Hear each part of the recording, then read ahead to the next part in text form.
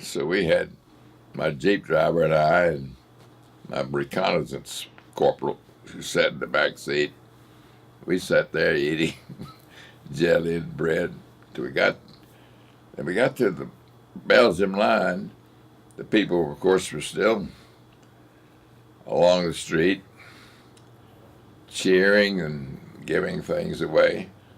And at sundown, we were moving so fast that we were told, uh, just find a place to sleep tonight. And we continue in the morning because the Germans were retreating as fast as they could, but they would leave a machine gunner and a couple of men every now and then to slow us down. So I went into this house, and every house had practically every window in every house had a sign of some kind, like Viva America, Viva the Allies, whatever, showing there's some empathy for us. And this house had a sign in the window, Viva la Amérique. And I went in, and there was a young mother sitting in a chair, the baby in her arms, two babies at her feet, and the Germans had ripped them, killed every one of them with a machine gun, just left them there. SS troops were real mean, mean, mean.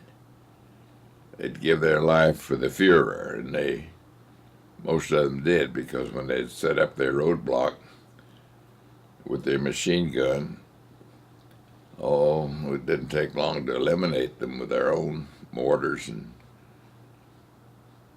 that was a terrible scene.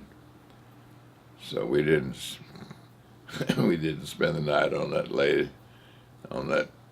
We found another place to lie down for the night. And the next day, we just kept marching, really chasing the Germans, and finally reached the Siegfried Line on the 12th of September. I think that we were the first ones to reach the Siegfried Line, where the Germans could put up a resistance, because that's what they were for. So and it was beginning to turn cool, and it was a long way from the beach. All our supplies were still coming in from the beach. So there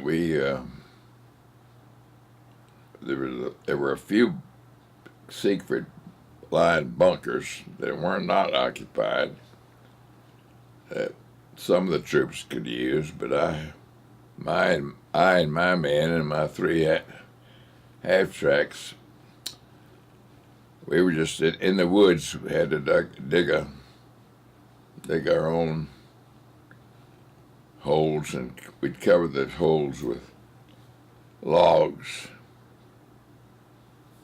and put a tarpaulin over the logs, and then camouflage them, because that was our hole in the ground for several days, because the weather was turned cold, it was raining, and it was miserable. We weren't doing anything but just waiting to get enough troops along the whole Siegfried Line to start an attack, which we finally did in the Hurtgen forest, which turned out to be hell on earth. We spent the month of November in the Hurtgen forest, frozen hell. The Germans had been there long enough to entrench themselves, and they lay shoe mines under the earth,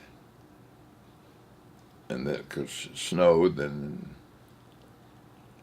you didn't dare move in the woods till a mine detector crew had gone through. But the Germans got smart, and they sometimes would put as many as 3 mines, and the mine detection crew would come by, pick up one mine thinking that was it, and there was another mine underneath that, and that earth was so soft, muddy, that the second mine, maybe sometimes the third one even,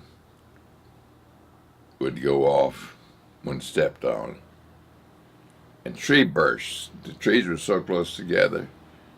Artillery shells landing in the trees, artillery shrapnel would come down through the trees. One of my best friends was killed in the Hurtgen forest just by tree bursts. One of the best officers I knew. I'd known him since we'd been in an officers' training school together. Anyway, we finally got up to the edge of the woods. We could see the flat earth beyond the woods and a little town church steeple. We thought if we could get out of here, we could use our tanks. But we never did. And I had the last position I had was in the cellar of a forester's hut in a cleared area of the woods. Had to stay in the cellar right behind the front line because there was a 250-pound American bomb lying in the grass just about 20 yards outside the building. And if a mortar shell had landed too close to it, it would have blown that forester's hut right away. So we stayed down in the cellar for several days. A Jeep driver finally wormed a Jeep close enough to hook the dashboard light to a long piece of electrical wiring. So we sat in that cellar for days playing gin rummy, waiting for the troops to make that last effort to get out of the woods, and they never did. So the 6th of December, we got word that after dark that night we were going to be relieved, which was great news. And after dark that night, some officer came in and introduced himself. I said he was there to take over, and I said, "Well, friend, I'm surely glad to see you." And I told him, I said, "You can't see it now, but outside the building here is a 250-pound American bomb. So unless you have to get out of this cellar, you stay in the cellar."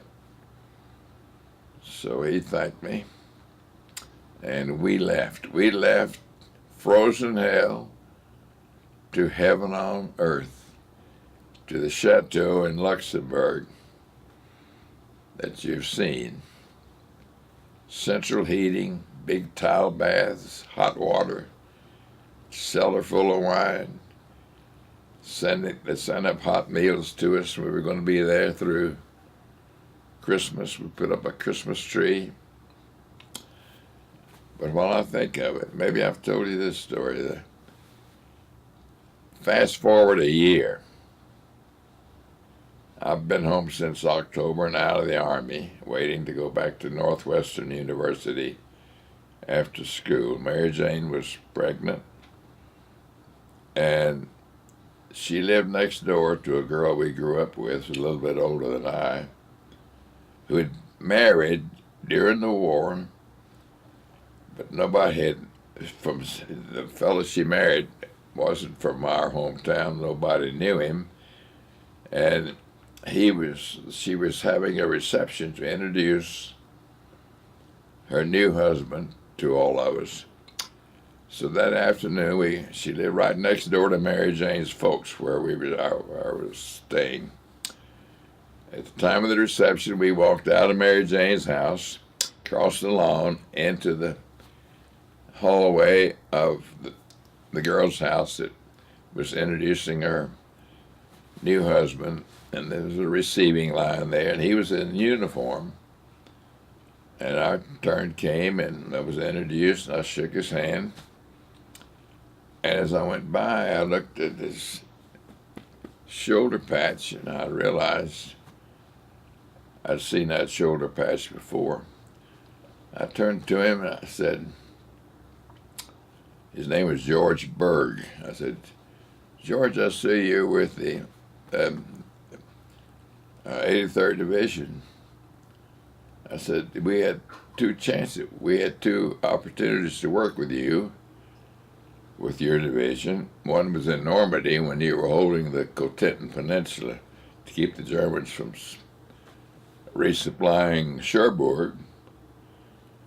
And the other time was when you relieved us in the Hurtgen Forest. And he said, well, I wasn't there with the division in Normandy.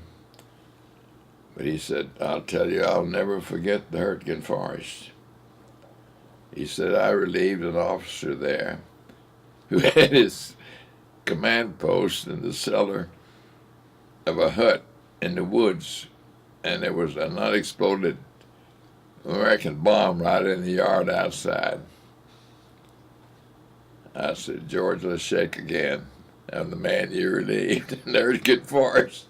Can you imagine? 14 million men served in the American Army. And that one instance, if he hadn't had that patch on, hadn't been still in uniform, never would have known. But that's a coincidence that's almost unbelievable. But it happened. And he turned out, he stayed around for a couple of weeks. We played checkers every day. He wound up as editor of the Kansas City Star.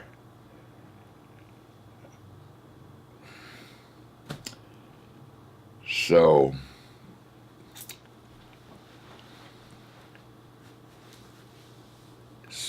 that gets us to the Battle of the Bulge. Well, tell us, If you talk about when you first got to the house in Luxembourg, and then, the Germans came up. You unloaded your 50 cal? Yeah, that's the Battle of the Bulge. Oh, is that? Okay. So. Yeah. Yeah, well, one night we were in heaven. You couldn't believe the good look. I don't know how I got that assignment, but anyway, I was there with 16 men. Some of the men had gone to Paris or to Spa on leave, and the rest of us were just enjoying life, getting clean and getting a lot of sleep and rest and eating well, catching up on our mail. So on the 15th of December, I took a hot bath, slipped naked into my sleeping bag after writing letters to Mary Jane and Mother, and was sleeping away. In daylight, all hell broke loose.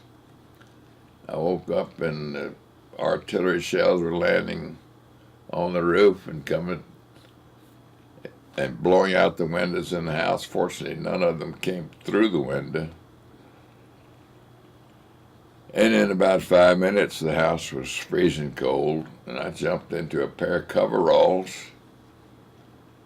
And everybody else, of course, had awakened and didn't know what was going on because we were in a rest area. The Germans were in a rest area, supposedly, on the high ground just 4 miles away up above the river. There's only two reasons why an artillery barrage is laid on you. One is you lay a barrage on the enemy so you can retreat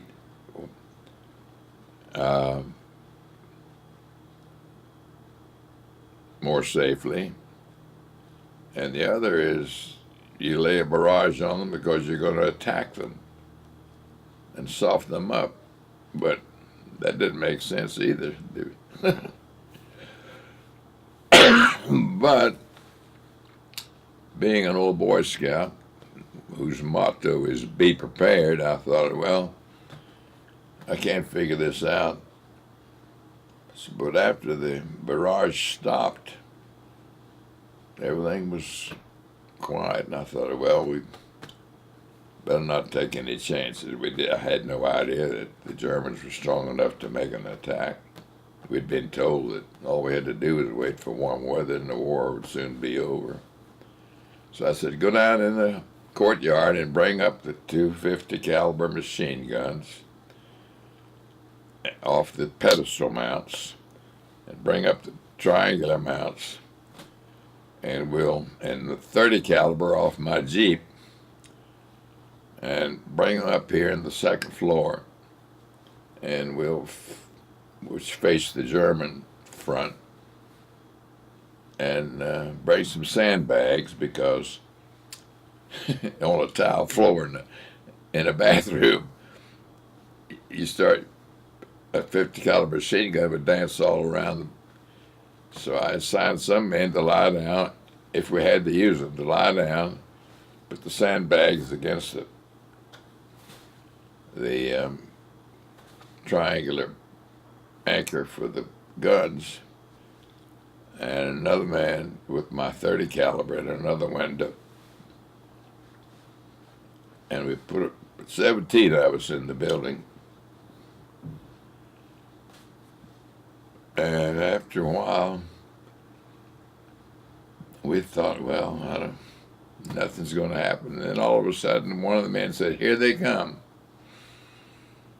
And they had come up behind a railroad embankment about 500 yards in front of us. And 100 Germans started. They didn't spread out like they should have. They were too close together, but they had been told undoubtedly by the German spies along that border that there were a lot of German sympathizers in there, that there was only a few men in that building. We were few, all right.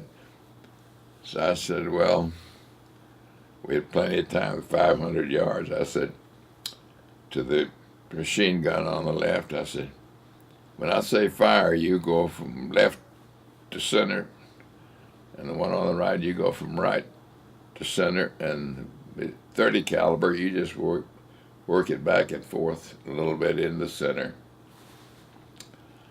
And I waited until the Germans got up just across the highway it was about 30 yards in front of us. Must have been about 40 or 50, no more than 50 yards away. I told them to fire, and it was massacre. About 10 seconds, there were 33 Germans on the ground. And the rest turned around as fast as their legs would carry them and ran back. It was a strange thing happened. The first morning after that attack, one of the men said, you know, one of those Germans is not dead. He keeps moving his arm.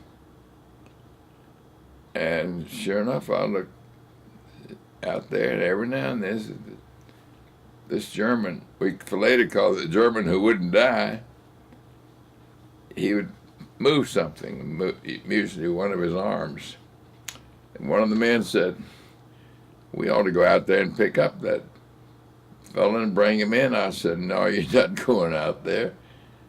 You tried to kill him and you didn't kill him, and if you go out, you might get killed yourself, because we know there's close enough in the woods to shoot you. So we left him there, and the next morning the German was still twitching, moving. So four of the men said, I think we go out with a white flag, bring that poor guy in, that'd be all right. So I said, well, I finally reluctantly gave them permission. They took a sheet off of one of the beds and put it on a pole and made a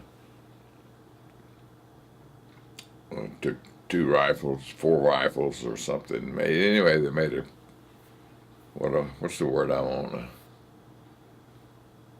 that you carry injured people on? Cot. Sort of Like a cot. Like a cotter, or stretcher. there's a word for it. Stretcher? What? Stretcher? Stretcher. Made a stretcher out of rifles and an overcoat. Laid him on it and brought him in. And I examined him and looked at his papers, and he was all shot up. Both the heels, both feet were shot off. Hole in his back. He must have turned to run back like the rest of them did and got shot in the back. And so one of the men went into the cellar and got some brandy, poured some brandy in a small cup and tried to put it to his lips, and that German was strong enough to grab his wrist and to keep him from pouring that brandy. I guess the German thought he was going to be poisoned or something. He wouldn't take it. And his wounds were so bad, there was nothing we could do about it. So we gave him a shot of morphine, and the next morning he was dead, but there was a smile on his face. The morphine had eased his pain, and so we put him in a shed there, along with that poor American boy that had been shot on his way back from Paris. And that's where we left them when we got out. And that's where I was when we were on the way out. When the Jeep, yeah. Well, one of the half-track drivers said, well, this half-track's a lot heavier than that Jeep. The front end is, even if there's another mine in there, I don't think it would damage the driver, which sits well back from the front. So let me drive my half-track through there. And so I said, okay, if you want to. I thought it was safe enough. I didn't think there was another mine in there anyway. He drove it through without any problem. So we loaded the injured Jeep driver into the first half-track, and we jumped in the others and went as fast as we could in the darkness up the road toward Luxembourg, but we didn't know where we were going, except we knew where Luxembourg was, but we didn't know where regimental headquarters was, or battalion headquarters, or anything else. So after several minutes, I saw blue lights on the highway, and I said, well, that's either our MPs or it's the German MPs. And fortunately, it was our MPs. They stopped us, and I asked where regimental headquarters were. They told me, and we went on and found regimental headquarters, and I went in and reported to the colonel, and he said, well, we had already given you up. After 4 days, we'd already given you up. I said, well, we're here. He said, well, you can lie down on the floor here, and we'll put you in the front tomorrow. And that's what they did. We slept on the floor that night in the regimental headquarters, and next morning, which was about the 22nd, I guess, they put us in the front line, but there wasn't any action to speak of, fortunately.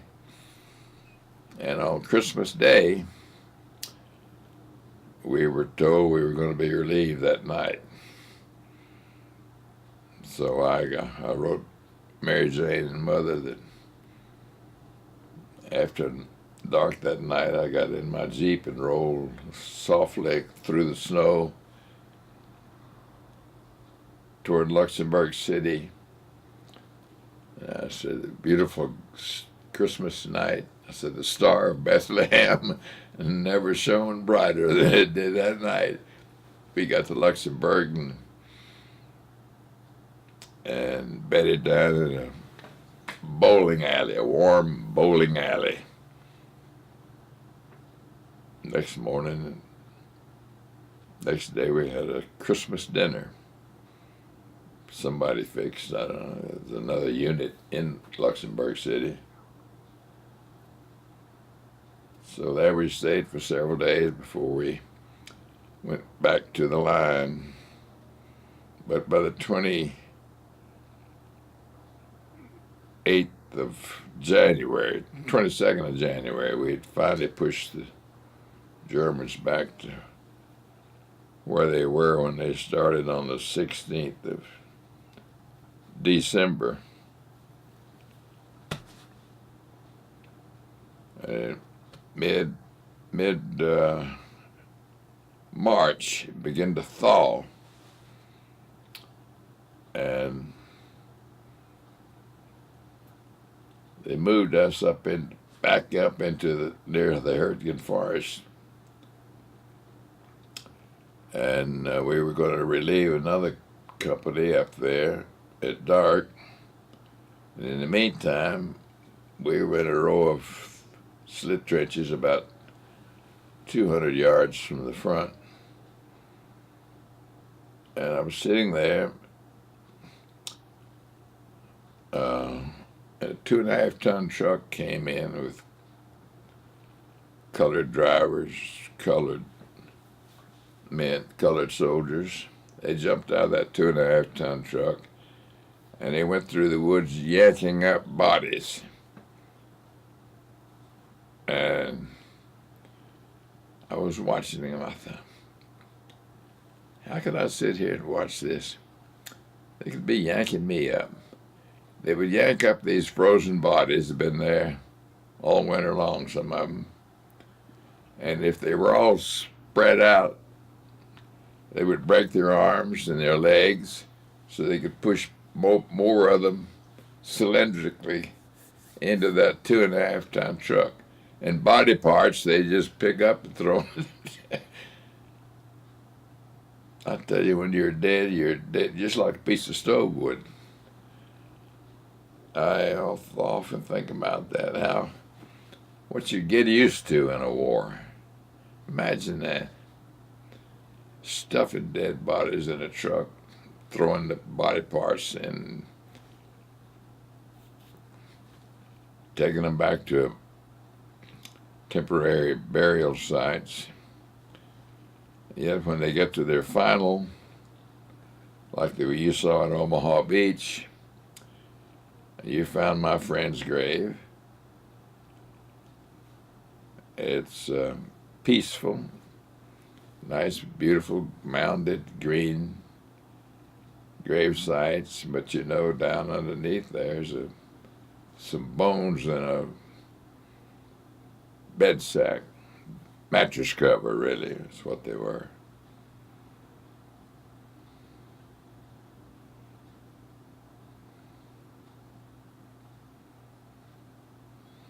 But Omaha Beach Cemetery is sort of comforting. I think you may recall I was standing there with my hand on the top of that cross of my friend John Champagne. He was a great guy. He was a bachelor, but every weekend he and Mary Jane and I would party together. But at midnight he had to go to mass. Very staunch Catholic. And then instead of going back to camp, he would spend the night in our living room on the couch.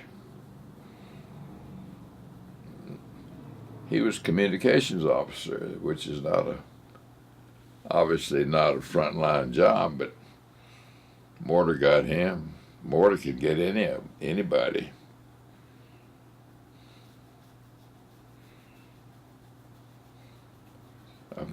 I've probably told you about my colonel, my first colonel.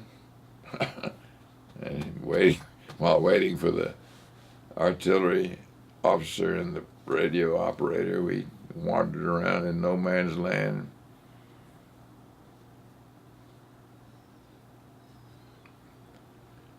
Sends me up to change the position of a gun, and I get back, he's gone. Artillery officer's gone. Radio operator's gone. 1 minute you're there, the next minute you're in heaven or somewhere.